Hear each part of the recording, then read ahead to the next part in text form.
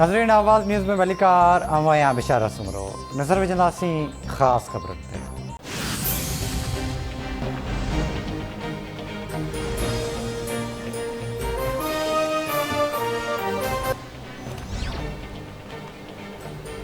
मुल्क में grand dialogue की सख्त ज़रूरत है। पाकिस्तान के अॻिते वधण लाइ सभिनी स्टेक होल्डर्स सां ॻाल्हाइणो पवंदो। असांखे पंहिंजी पसंदि नापसंदि खां मथां उथी करे पंहिंजी अना खे माणो पवंदो।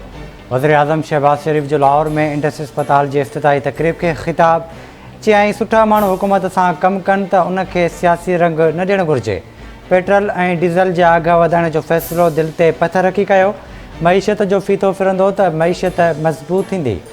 साढनि 3 सालनि में जेके कुझु थियो उन जो हिसाब किताब थींदो। जेकॾहिं महिनत कई त पाकिस्तान कुझु सालनि में रॉकेट वांगुरु अॻिते निकिरी वेंदो।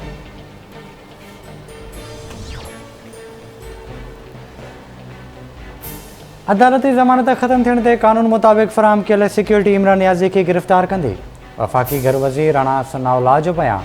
संदसि चवणु आहे त इमरान नियाज़ी फितने फ़साद ऐं वफ़ाक़ ते हमलनि जे ॾोहनि तहत दाख़िल 2 दर्जन खां वधीक केसनि में जवाबदार तौरु नामज़द आहे। इख़लाक़ी ऐं जमहूरी क़दरनि खां इनकारी शख़्स कहिड़ी रीति सियासी जमायत जो सरबराह थी सघे थो? हीअ पूरी क़ौम लाइ ॻणतीअ जी ॻाल्हि आहे। सिंध जे 3 बैराजनि ते पाणी जी खोट 53% थी वई। सिंध दरिया जे सिस्टम मां पंजाब केनाल ज़रिए 7409 क्यूसेक पाणी वाधू खणण में मसरूफ़। गुडू बैराज वटि 72%, कोटली बैराज वटि 51 ऐं सखर बैराज वटि पाणी जी खोट 46% रिकॉर्ड कई वई।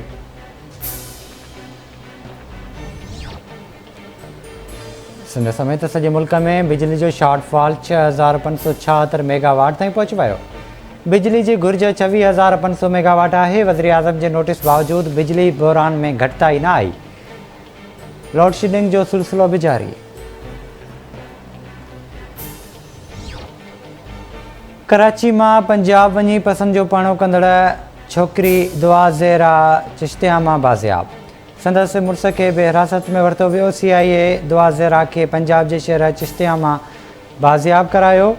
क़ानूनी घुर्जूं पूरियूं करण बैदि दुआ ज़ेरा ऐं संदसि मुड़ुस खे कराची आंदो वेंदो। दुआ ज़ेरा पंजाब वासी ज़हीर सां पसंदि जो पणो कयो हो। सिंध हाई कोर्ट दुआ ज़ेरा खे बाज़ियाब करण लाइ 10 जून जी तारीख़ ॾिनी हुई। दुआ ज़ेरा खे बाज़ियाब करण लाइ सिंध हुकूमत वफ़ाक़ी हुकूमत खां मदद घुरी हुई। दुआ ज़ेरा खे बाज़ियाब न कराइण ते IG सिंध कामरान फज़ल खे उहिदे तां हटायो वियो हो।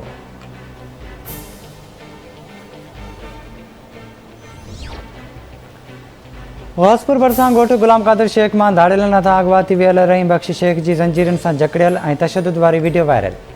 धाड़ेलनि मुगवी पोरे ते रहीम बख़्श शेख जे वारसनि खां 10 लख रुपया भुंग तलब करे वरितो।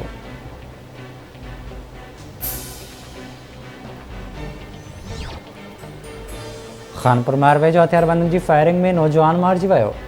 ॻोठ सरूप बोज़दार में हथियारबंदनि नौजवान शेर मोहम्मद बोज़दार खे गोलियूं हणी क़तल करे छॾियो।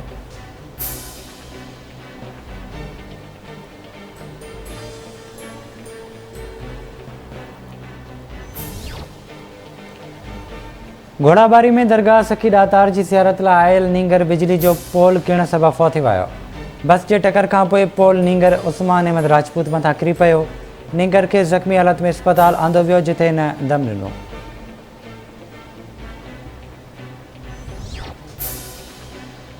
बुलेट शाह करीम भरिसां नाव मेलिस्टा वटि मुख रोड ते 2 मोटरसाइकिलुनि में टकर, नौजवान फ़ौत, 1 ॼणो ज़ख़्मी।